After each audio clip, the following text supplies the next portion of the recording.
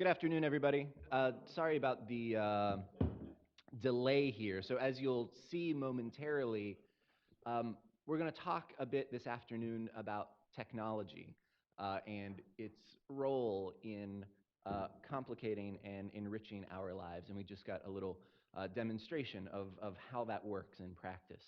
So my name's Perzanowski. I teach courses here at the law school on intellectual property and technology law. And so I spend a lot of my time thinking about intellectual property, copyright law, patent law, trademark law.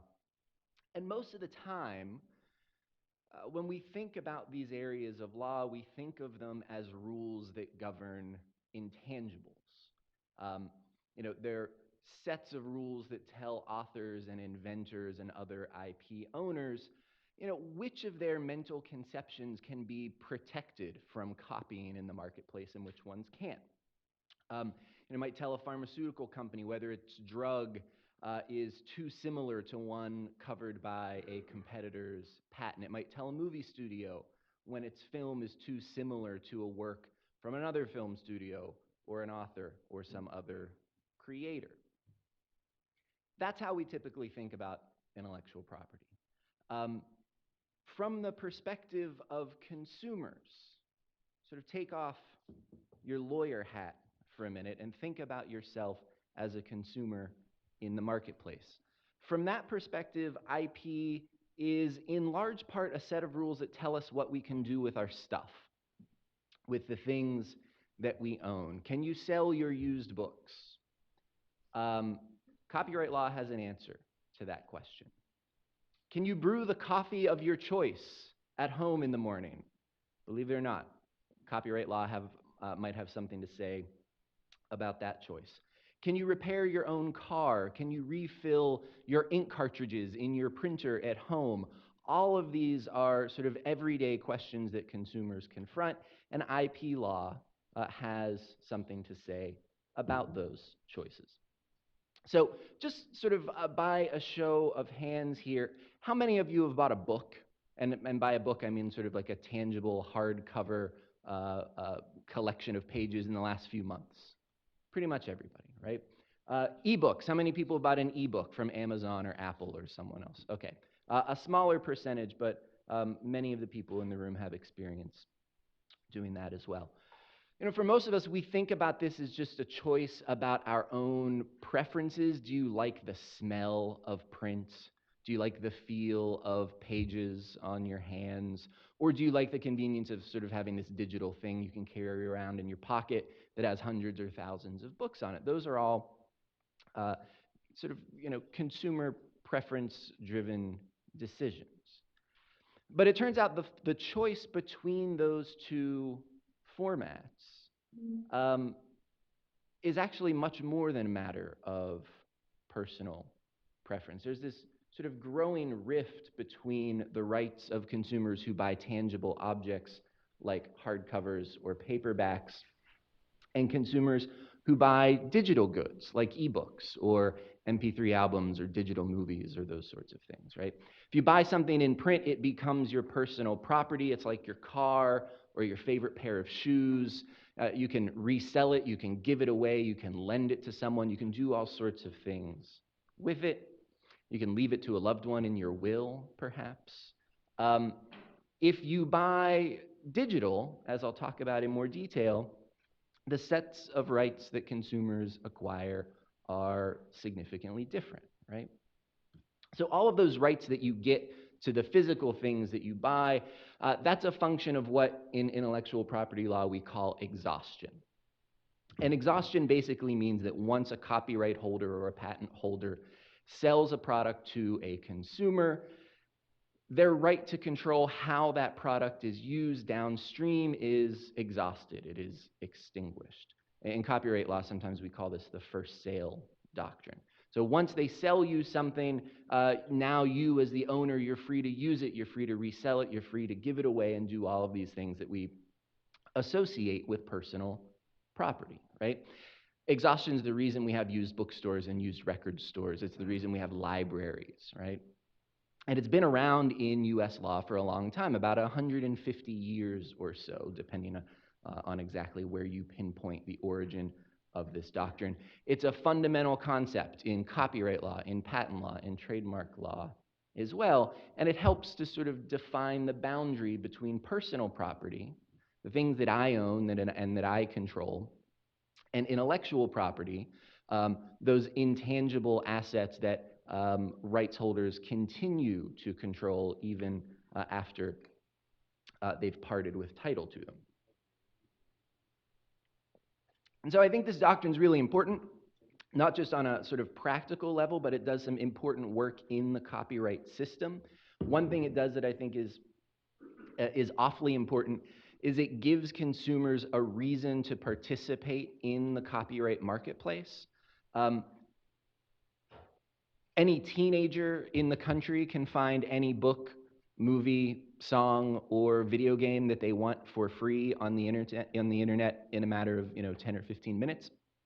The system needs to provide some incentive for consumers to do something that actually seems sort of irrational, to pay for things that they can otherwise get for free. Why would you do that? Well, why do we pay for anything? We pay for things because we get secure, stable, legal rights flowing from our purchases, right?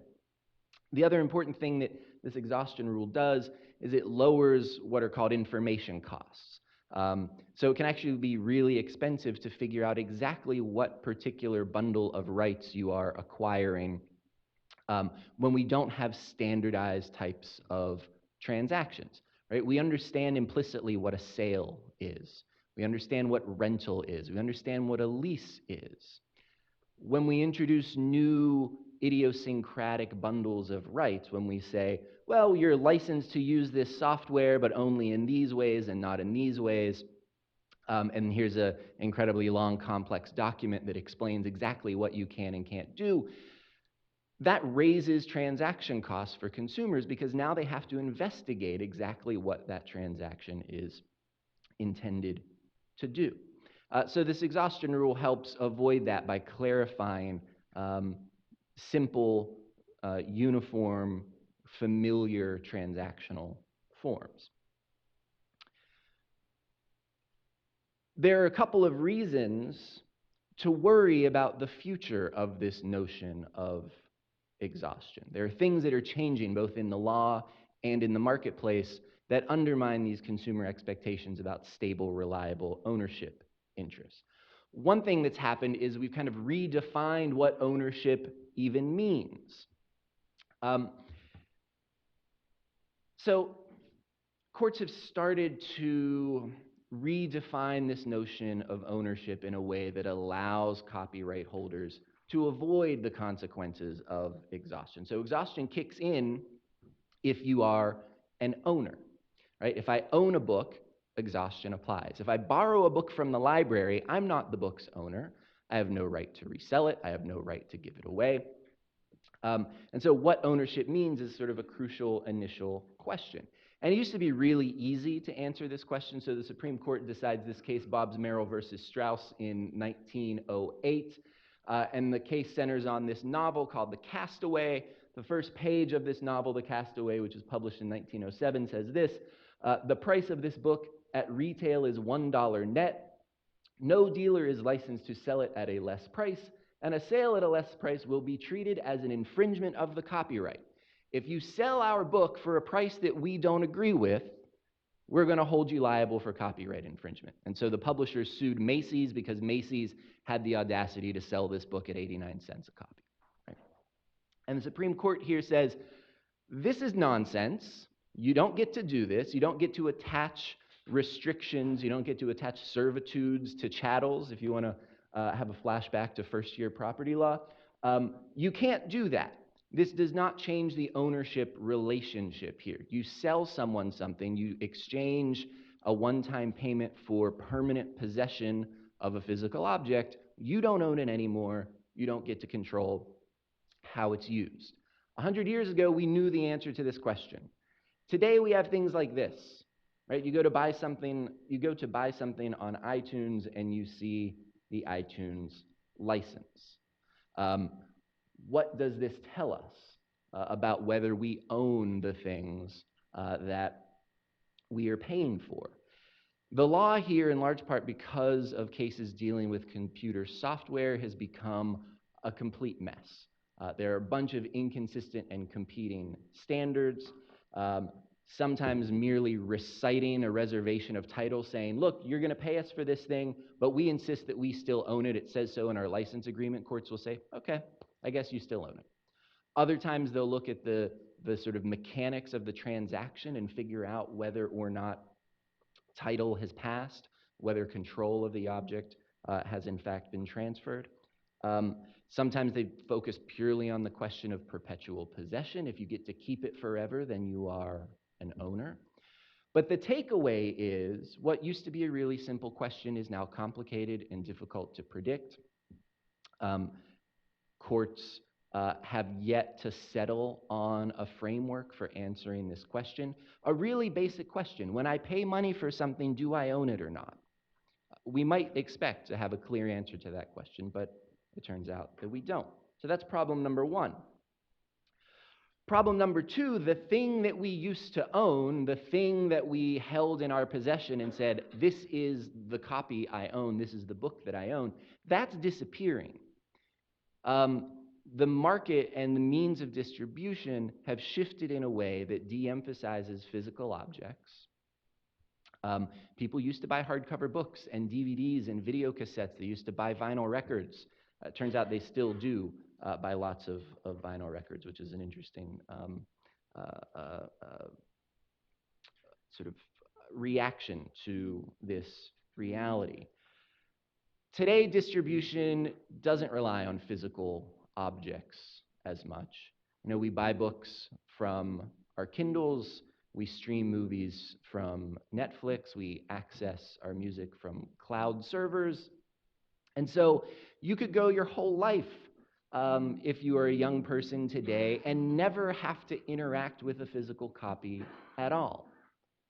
If that's true, what does that say about your ownership interests? Copies used to be really valuable things. You would take care of them. You would know where they were. If you lent a friend a book, you'd be like, where's my book? I need it back. That's my copy. Now, copies get created and destroyed all day long. Every time you watch a movie on Netflix, a temporary copy is being made. And when you turn it off, it goes away. Who cares? You'll come back tomorrow and there will be a new copy waiting for you. Courts don't know what to do about this. Copyright law from the beginning, from the very beginning, like the Gutenberg Bible beginning of the origins of copyright law, it has been focused on physical objects. The rules were written with physical objects in mind. Conceptually, the law depends in important ways on the presence of physical copies. When you pull that assumption out, the system is, as it is today at least, not very well adapted to dealing with that new reality. Here's a related concern, and it's less a concern about intellectual property law and more purely a concern about consumer protection law. Let's imagine you go to Amazon to buy an ebook. And you might wonder, do I own my ebook in the same way that I might own my paperback or my hardcover book? You know, most of us don't really think about that question. We go to Amazon, we see this buy now button. We say, I know what buy now means. I've bought now plenty of times. I bought hardcover books in the past. I bought clothes on the internet clicking a buy now button. I've bought like kitty litter from Amazon by clicking the buy now button in the past. I'm familiar with this transactional form, right? So you might assume that the same sorts of rules apply, but Amazon doesn't think so.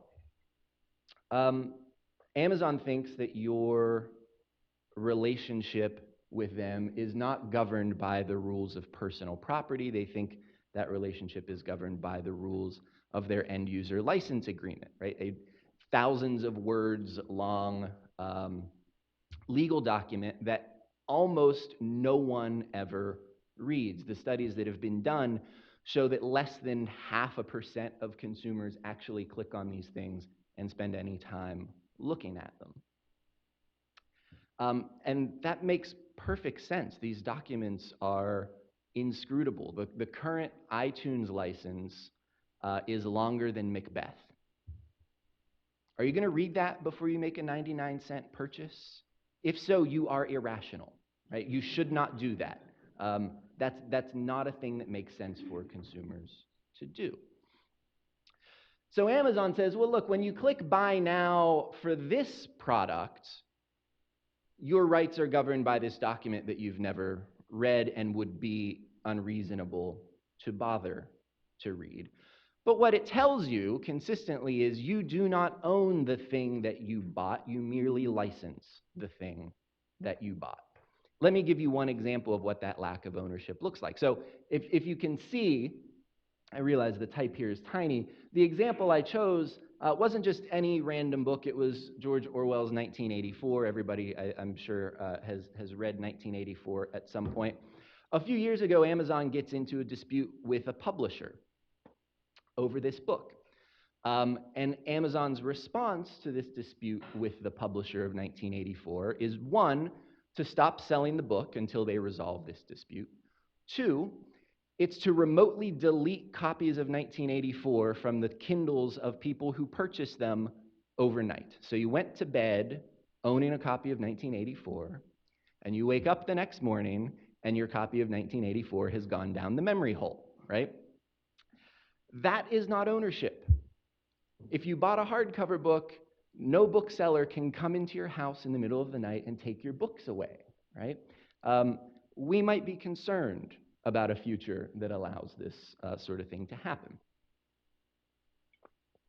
So these words, buy now, I think they have meaning to consumers. They have meaning to consumers that arises out of a lifetime of experience buying things, right? So I'm interested in how consumers interpret this kind of language in the context of a digital good, where the advertising language, buy now, communicates one message, and the legal document, the end user license agreement, communicates a very different message. So I decided I would find out what consumers think about this question. And so over the summer, I did a survey of about 1,200 consumers where I created a fake digital media website that sold things like digital books and digital music and digital movies, and showed consumers different formulations of this marketing language. Some saw the words buy now associated with a digital product like an ebook. Some saw buy now associated with a physical product like a hardcover book. Some saw the phrase license now associated with a digital book. And a fourth group saw what's called a short notice. A short notice is like a short set of bullet points that outlines what your rights are. And those rights communicated things like, you can read this as many times as you like, you can only read it on approved devices, you can't resell it, you can't give it away, you can't lend it, right? So breaking down exactly what rights consumers acquired without requiring them to read thousands of words of legalese. And so they get to interact with this site, and then I asked them a series of questions about what they thought they could do with the thing that they have hypothetically purchased. Can you lend it? Can you resell it? Can you leave it in your will? Can you give it as a gift? Can you read it on the device of your choice? And comparing those responses to what the EULA actually says, the license agreement, turns out consumers are awfully confused about what they're getting in these deals, right? So this is the percentage of consumers surveyed who saw buy now for digital items that thought they could do each of these things. About 90% of them thought they owned the thing that they bought. Now, what does that mean? That's sort of what we're trying to investigate. What does ownership mean? Can they keep it forever, right? Can Amazon take your book away in the middle of the night?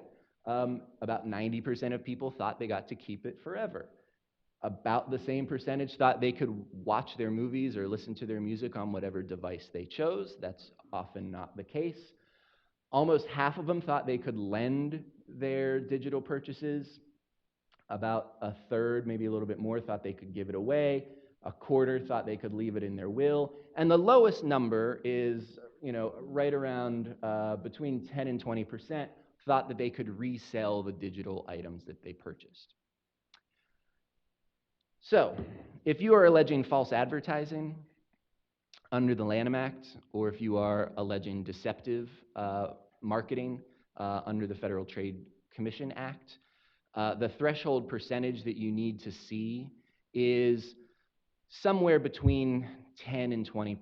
15% is usually a pretty good number.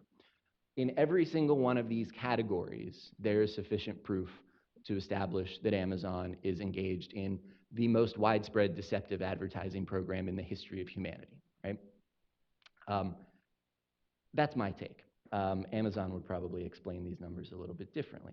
But this is a problem, right? We rely on the market to establish consumer preferences, right? To reflect consumer preferences. And when consumers don't actually understand the nature of the transactions that they are engaged in, it's really hard to take that information about their preferences seriously, right? They're being misinformed. So that's another problem here. Here's one more. Digital rights management. So digital rights management, DRM, these are software-based restrictions on how you can use products or digital media content. So what are some familiar examples of DRM? If you've ever bought a movie, a DVD in another country and tried to play it in the United States and it won't work, that's DRM, right? That's called region coding.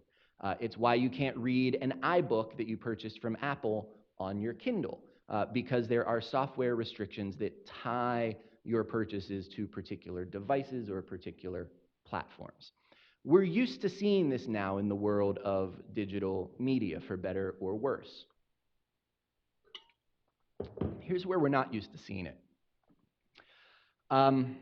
This is the new Keurig 2.0 coffee machine. Does anybody have one of these? These turned out to be somewhat controversial, right? Here's why. So to make these things work, if you haven't used one, you put these little cups in there. Keurig makes their own cups. They license people to make cups. And they were frustrated by the fact that once their patents expired, competitors were making significantly cheaper coffee pods. So this is like many businesses, you sell the hardware up front at a low price, and you make lots of money on the consumable end of your business model. This is razors and blades. This is printers and ink. It also turns out to be Keurig's K-Cup business model. So they didn't want people selling cheaper coffee pods, so they decided to use DRM to discourage competition. So this is their own explanation of how you can figure out which coffee pods work on your new machine or not. If you see that little ring around the edge, the machine detects the presence of that ring.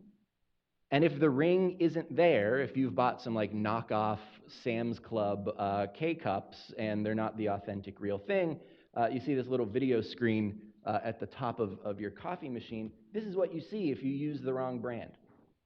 Oops, I'm not going to make your coffee this morning. Sorry, go back to the store and buy authentic coffee, right? I would suggest, under these circumstances where your coffee machine refuses to make your coffee, it is no longer an object that you own and control, right? It might be the other way around. This did not go over well. And very quickly, people found ways of circumventing this technological lock on their coffee machines. But there's a lingering question about potential legal liability. Section 1201 of the Digital Millennium Copyright Act essentially says it is illegal to break these digital locks.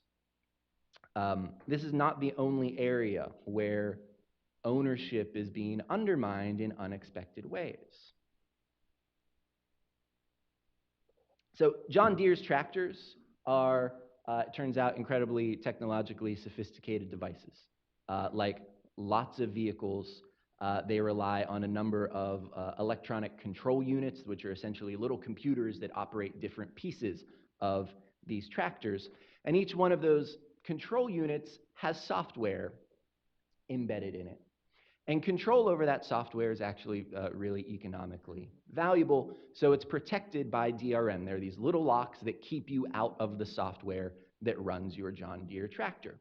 That means if you own a John Deere tractor, one like this that probably costs $40,000 or $50,000, you can't repair it yourself. Something goes wrong.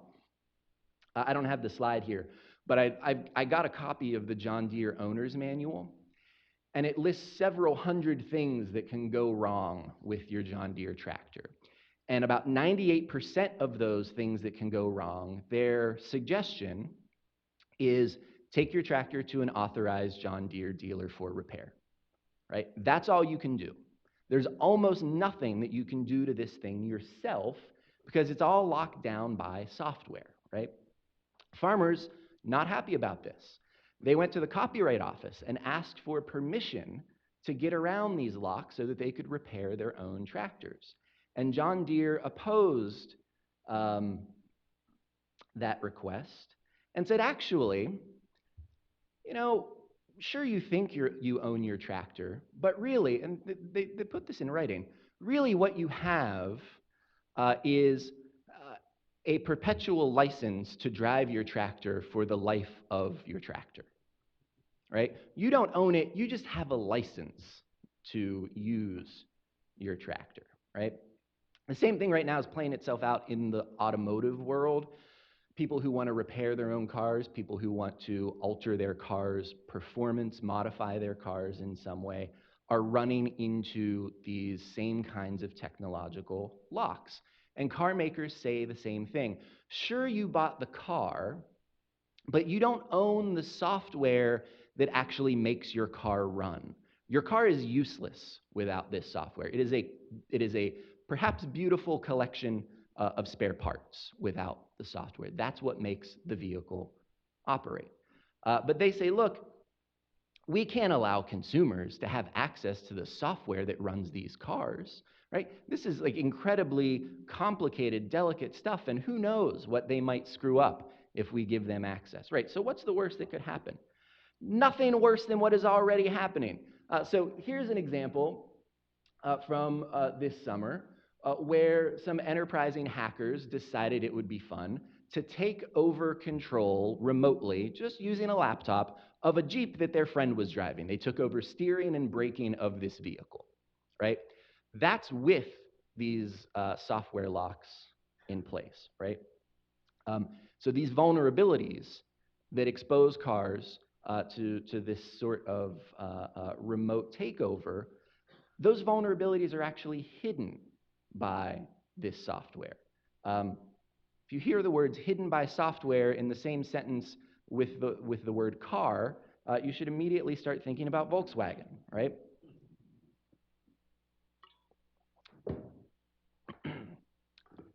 Volkswagen, like lots of car makers, say, look, we have to keep this software secret. We can't allow consumers to modify their vehicles, right? They might make them pollute more, right? What a travesty that would be if someone messed with our software to make our vehicles pollute more. Well, of course, that's what Volkswagen did itself, right? I want to give you one more example before we open this up for questions. Let's go back to the world of printers and ink cartridges. Lexmark, who's a large, successful maker of home and office printers, has been on this sort of decades-long quest to stop people from refilling ink cartridges.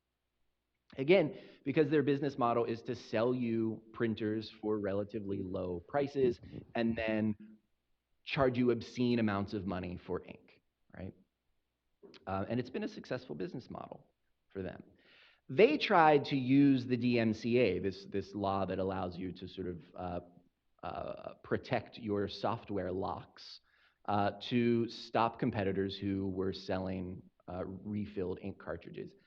Our very own Sixth Circuit told them that wasn't going to happen, and so they moved on to new strategies. Now they're trying to use patent law to achieve the same thing. So Lexmark has a bunch of patents on various components of their printers and their cartridges. And they say that by virtue of those patents, they can impose restrictions on what a consumer who buys their product can do with it. So if you see the little green arrow up in the corner of that box, it says return program cartridge. If you really look closely at the cartridge itself, in that purple area, it says licensed for single use. What that means, according to Lexmark, is by putting that on the package, by putting that on the device itself, even though you bought this thing, you went to the store, you paid $30 for this black ink cartridge, they say when you get it home and you use it, which you're entitled to do, once it's out of ink, you have two choices. You can either throw it away or you can send it to us for recycling. You cannot refill it. You can't put new ink in it, right? People sell these little kits where you can, get get a sort of syringe full of ink and, fill your cartridge back up for a lot less money than Lexmark would charge you. And Lexmark says, if you do this, if you refill this cartridge, their argument is not that you have breached their contract. Their argument is you have infringed their patent. You've infringed their patent by using the thing that you bought, the thing that you own, in the way that it was intended to be used, right? That's what's called, in patent law, a post-sale restriction. And it's been a controversial piece of patent law for 15 years or so. So the Federal Circuit decided this case about 15 years ago called Mallinckrodt v. Metapart, which was about a single-use restriction on a medical device. And the Federal Circuit says, look, if you're the patent owner, you can decide whether your product gets sold at all. And if you get to decide whether it gets sold at all, of course you also get to decide if it gets sold with strings attached, right? And that's the question. Can you attach strings on a transfer of ownership, not via contract, right? No one disputes that if Lexmark wants to have a contractual relationship here with their customers, they can. Of course, there are privity issues that prevent them from targeting the people that they're really interested in suing, who are the manufacturers of these reused cartridges. No one's saying that they can't use contract law. The question is whether or not they get to use patent law to attach these sorts of restrictions. We don't do that with other kinds of tangible personal property, right? I can't sell you a new hat and say, look, this is yours, you own it, we have no contract, but by virtue of my transfer of ownership to you, you can only wear this hat on Tuesdays, right? You can't, if you wear it any other day of the week, you violated my property rights, right? That's not the kind of argument that we usually tolerate when it comes to movable property. Real property, you can do whatever you want. You can build all sorts of, complex kinds of bundles of rights into that transfer, but we don't do that with movable property. So just last week, the Federal Circuit heard this case. It decided on its own to hear this case en banc. It decided on its own to ask for additional briefing about whether or not it should overrule its earlier decision in Mallinckrodt. I listened to the oral arguments, trying to predict what the Federal Circuit is going to do, especially in an en banc scenario, is not something that I'm interested in making predictions about. But what I can say is that how the court decides this case is going to give a really strong signal about what kind of future we're going to live in when it comes to our personal property interests, right? Are we going to be able to rely on the same kinds of stable, predictable ownership interests that consumers have always had in tangible property? Or are we going to move to a world where, by virtue of related intellectual property rights, we can create entirely new unexpected bundles of rights that restrict how consumers can behave. I think this is a really important sort of fundamental question about what the market for consumer goods is going to look like in the future. So why don't I stop there and take any questions or comments that anybody has. Yes. Are we seeing it, or do you think we're going to be seeing open source movement for software on cars and tractors? Oh, sorry. Should I repeat my question? So it's a great question. Should we expect to see, if anyone didn't hear, a sort of open source pushback on some of these practices? I think it really depends on the industry at issue. The automotive industry, because of the sort of massive upfront investments that are necessary to enter that market, and because of the sort of fairly limited competitive landscape, I'd be surprised if we saw a sort of a robust alternative develop itself. But you can kind of see traces of that already in the auto industry. So Tesla, for example, has all these patents on batteries for electric cars. And in a move that really shocked a lot of people, Tesla decided, we're going to license all of these patents for free. Anybody who wants to use this technology can.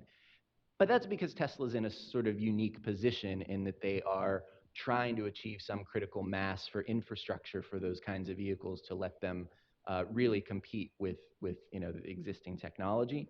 So I don't know if cars will be the place that we see it, but I do think in industries where there are lower upfront investment costs, we will very likely see alternative models that are premised on allowing consumers greater control over the products that they buy. There is demand for that. Consumers do respond. I mean, Keurig essentially said, sorry, we messed up. We're not going to do this anymore. Microsoft did the same thing a few years ago when they decided they were going to put out a video game console that didn't allow for used games. Consumers lost their minds, and a couple of weeks later, Microsoft was like, yeah, that was a terrible idea. We're not going to do it. Please forgive us. Right? So a lot of times I think people say, well, if consumers really cared about this stuff, then the market would react. When consumers are informed, it seems like they do react.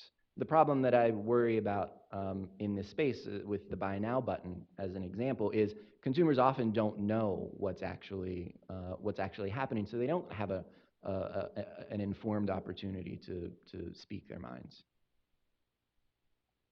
For the coffee maker, you just gave an example that consumers rebel.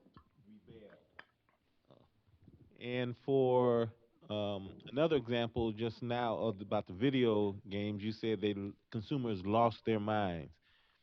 What did the consumer do? What if one person, I can write somebody and complain, the letter, who knows where it goes. What can consumers do? Or what did they do in your examples? So in the Microsoft example, consumers there had the benefit of being the type of consumers who are prone to internet communication. So, there are existing platforms, message boards, websites, and other fora where consumers expressed their concerns, right? They wrote posts on their blogs. They commented on popular press accounts that were reporting this. And it happened before Microsoft released the product. And so the timing there allowed for a kind of feedback at an early stage. And I think that's really helpful, because it's way more expensive to make a shift in strategy after the product is already in the market. You can announce, oh, well, the next software update will get rid of that. But because they acted early and in a really public space, I think that was effective. Um, with Keurig, I have less of a sense of exactly how the feedback mechanism worked. I know there was a lot of attention in the press, and I think that was effective, but that wasn't consumers sort of responding directly, but I think it was equally effective. Yeah. Speaking from bias, I'm on the Cleveland Public Library Board. One of the Yeah. things most people don't know is that a library can't buy an ebook for the same price you can on Amazon. So that when we go to get bestsellers, we used to be able, for the Cleveland Public Library, something we saw was becoming a bestseller, we could buy 300 copies and make sure there were 10 in every branch, and then buy 70 or 80 for downtown.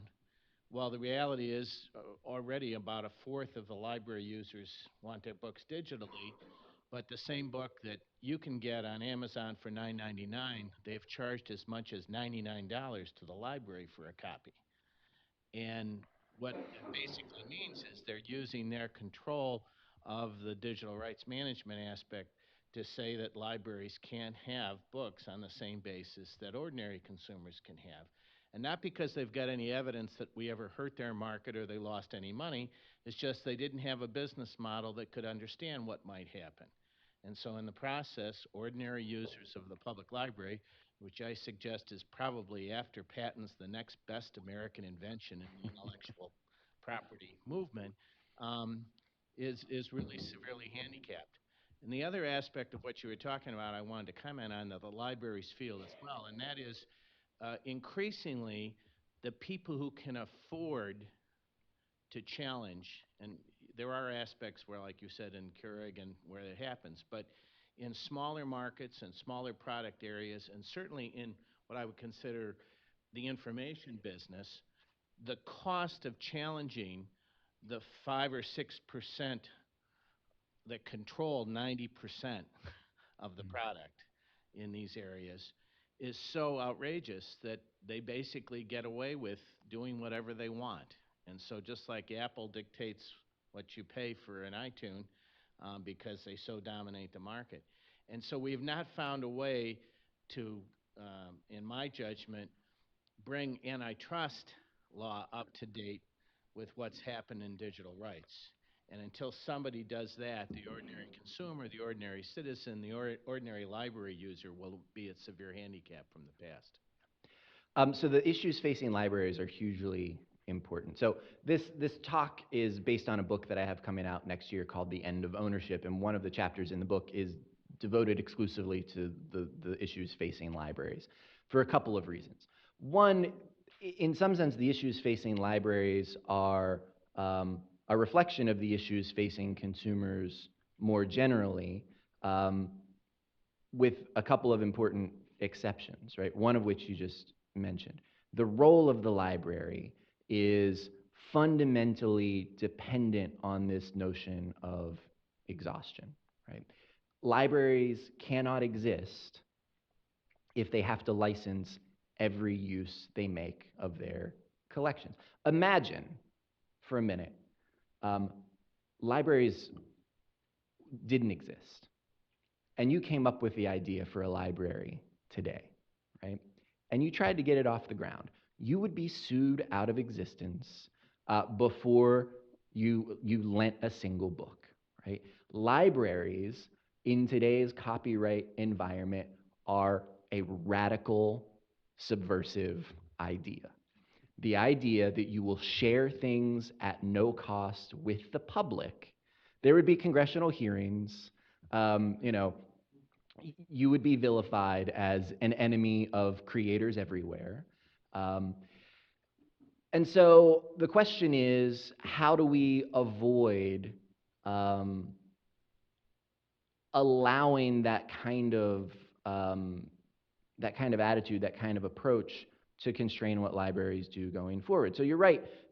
You pay more for popular titles. That's absolutely true.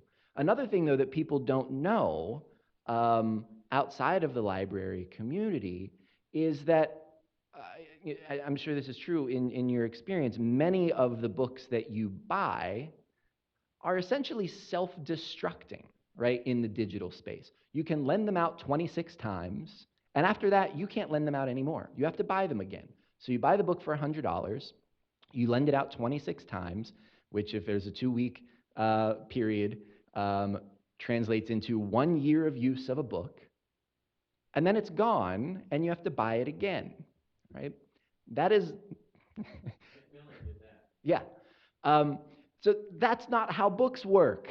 You know, I frequently, when talking about this topic, I'll have people say, well, digital copies are perfect. They last forever. Of course they should be more expensive. You can copy them as many times as you want, and you know, they have this infinite lifespan.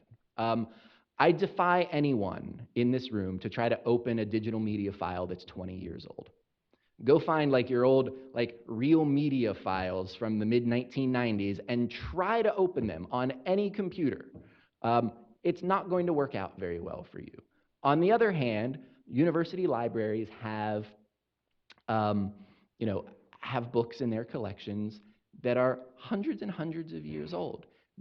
Tangible books do not magically self-destruct after a single year, right? So the issues facing libraries, I think, are really important.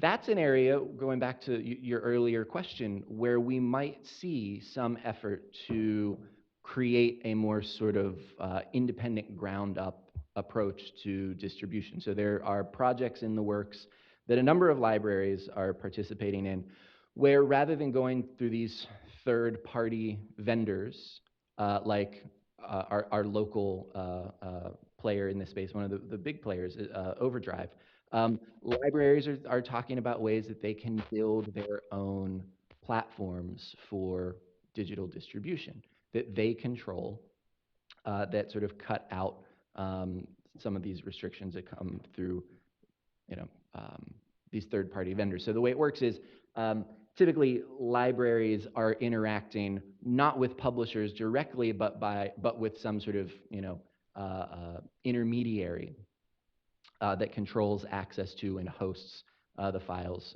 for these digital books. So yeah, thank you for that comment. Other questions? Yeah.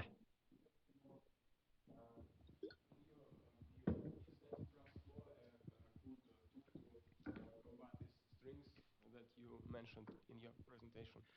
Thank you.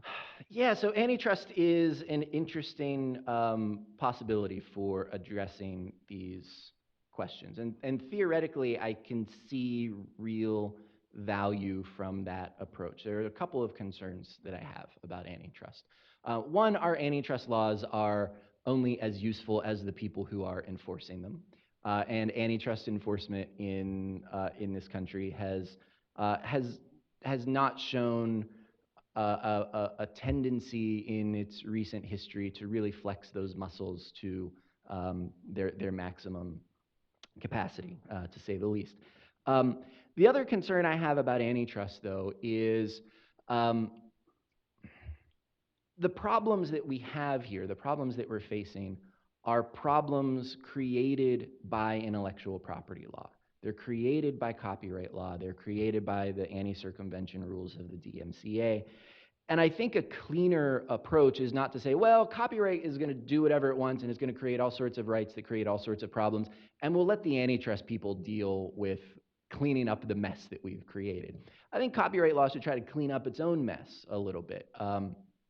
And one important way of doing that is, I think, severely curtailing, if not repealing, these anti-circumvention rules when it comes to DRM, which isn't going to happen anytime soon. The leaked text of the TPP, the Trans-Pacific Partnership, actually is trying to export our failed experiment in technological control to the rest of the world, which, well, it's only rumor at this point, right? Nobody knows what this agreement actually says. If that's what it says, I think it's, if that's what it says, I think it is a mistake.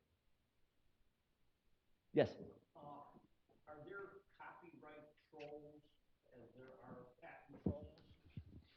There are. So here's what a copyright troll looks like. A copyright troll is a company that goes out, gets licenses to a bunch of copyrighted content. They don't plan to publish this content. They don't plan to license it for the creation of new derivative works or anything else, but they wait for someone else to copy a news story, for example, and then they target that person for threats of litigation. The copyright troll strategy has not worked out particularly well. I don't think it's going to have the traction that the patent troll business method did for a long time, in part because courts have refused to find that they're standing in these cases. They say, look, you don't actually own these copyrights. All you have is a right to sue people who infringe them. You haven't been transferred the right to actually exploit these works. You are not the owner in a copyright sense. You're not even an exclusive licensee. And so those cases haven't found much traction. I don't think that's the last. I mean, that's a problem that can be solved. But I would be surprised if it's a business method that really takes off. The cases that we've seen where that strategy has been, I won't say most successful, but at least most widely deployed, has to deal with internet pornography. About 40%, I think, of the copyright litigation filed in the United States last year was filed by companies that make or hold rights to internet pornography, in part because those are cases that defendants are eager to settle. No one wants to be engaged in protracted public litigation about their alleged pornography viewing habits. So they've seen more success there, but it's in part because of the sort of coercive nature of the allegations themselves. Yes? The growing influence of international competition in full disregard for our copyright laws, patent laws, not just from China, but certainly from there. In the future, what do you see 10 years from now? Will there even be copyright laws? So I think the future in 10 years is going to be one where the law and policy is driven much more by not only international concerns at a practical level, but international processes. Copyright law used to get passed in the United States through Congress.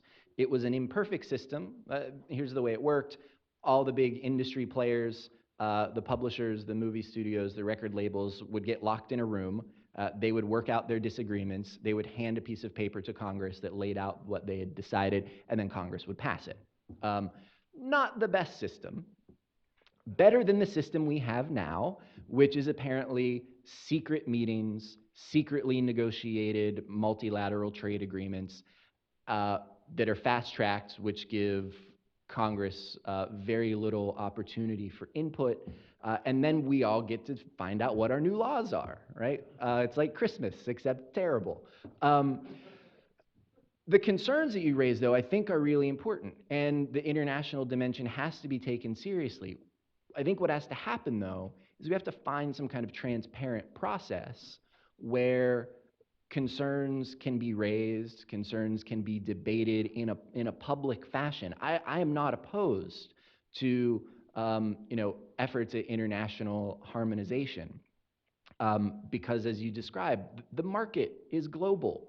We can't pretend that it's anything but that, which is all the more reason that the process has to be one where multiple perspectives are taken into account, where assumptions are scrutinized, and one where the public has a sense that the law arises from a sort of legitimate process. I worry. I mean, I have a lot to criticize about copyright law. I fundamentally believe in copyright law, that it serves a really crucial purpose, that it does indeed spur important creativity that we wouldn't otherwise have.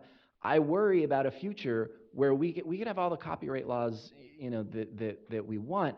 If everyone ignores them, If everyone says, oh yeah, the copyright law, that's from that secretly negotiated treaty that never got debated in public, I'm going to ignore it.